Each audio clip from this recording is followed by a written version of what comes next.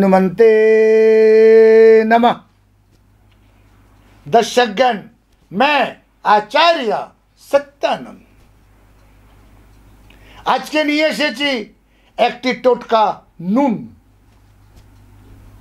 শুনে অবাক হবেন, পৃথিবীর খাবার প্রত্যেকটি বস্তুতে প্রাকৃতিক রূপে নুন থাকে, প্রাকৃতিক রূপে। এটা সার্ভে করা, পৃথিবীর প্রত্যেকটি জিনিসে যেটা আমরা খাই সেটাতে ন্যাচারাল নুন থাকে, ন্যাচারাল মিষ্টিও থাকে, এবং ওটার স্বাদ আরও বাড়াবার জন্য ইয়া তো আমরা নুনের মাত্রা আরেকটু বাড়াই অথবা মিষ্টি আরেকটু বাড়াই। কিন্তু বলা হচ্ছে সাধারণত, মানে সামান্য রূপে প্রত্যেকটি ফুড, প্রত্যেকটি খাবার জিনিসের মধ্যে প্রাকৃতিক রূপে নুন মিলা আছে, কম বেশ। আর তাকে আরো জায়কেদার করার জন্য, আরো স্বাদিষ্ট নিজের মতো বানাবার জন্য আমরা নুনের প্রয়োগ আরো করি। দর্শকগণ, কোন যুগে যখন আমরা ফটোর আবিষ্কার করিনি, যখন নলেজও বেশি হয়নি, তখন আমরা নুনকে লক্ষ্মী মনে করে পুজো করতাম। দর্শকগণ, আজকে এই নুনের বিশ্লেষণ আপনার জীবনের সাথে কিভাবে ওতপ্রোতভাবে শান্তি আর অশান্তি, দারিদ্র আর রোজগার, ঐশ্বর্য আর ক্ষতির সাথে কিভাবে ইনভলভ একটি নুন। দর্শকগণ, অনেকবার বলেছি, ঘর যখন ওয়াশ করা হয়, ওয়াশিং করা হয়, ঘর যখন পোছা লাগানো হয়, তখন তার মধ্যে এক চুটকি নুন দিতে। এটা অনেকবার বলেছি, যখন আপনি স্নানঘরে যান, স্নান করেন, স্নানের জলে এক চুটকি নুন দিতে। এটা আপনার বাড়িকে নির্মল বানায় আর আপনার স্নানের জলে আপনাকে, আপনার দেহকে নির্মলতা দেয়, সুখ আর সমৃদ্ধি দেয়।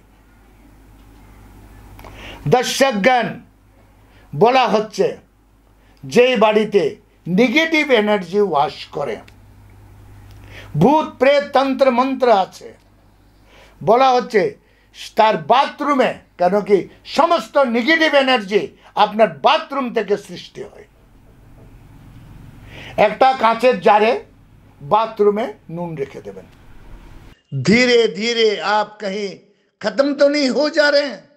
तिल तिल करके आपका जीवन सर्वनाश की ओर बढ़ तो नहीं रहा?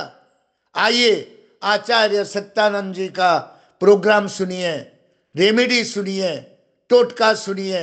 एक बड़ी समस्याओं का छोटा रूप यह टोटका। आचार्य जी आ रहे हैं तूफानी रफ्तारों में, आचार्य जी आ रहे हैं एक तूफान, एक सुनामी लेकर। देखिए, आपकी सारी समस्याओं को जड़ से उखाड़ फेंकेगा। পারলে সন্দক লবণ রাখবেন, পারলে সন্দক লবণ বাথরুমে একটা কাঁচের বোলে রাখবেন। দ্বিতীয়ত বলা হচ্ছে এটাতে কোনো ব্যাড এনার্জি আপনার বাড়িতে প্রবেশ করতে পারবে না। মনে রাখবেন, ব্যাড এনার্জি সদর দরজা দিয়ে কম আসে, ও খুঁজে বাথরুমের দুর্গন্ধকে। যার জন্য বাথরুমকে দুর্গন্ধপূর্ণ রাখতে নেই। দর্শকগণ, দ্বিতীয় বলা হচ্ছে ঘরের দক্ষিণ দিক থেকে, দক্ষিণকে মৃতর বলা হয় মৃত্যু কা দ্বার, দক্ষিণকে বলা হয় মৃত্যু কা দ্বার। তাই দক্ষিণ দিকে কাঁচের একটা বলে বলা হয় নুন রেখে দেবেন, সন্দক লবণ।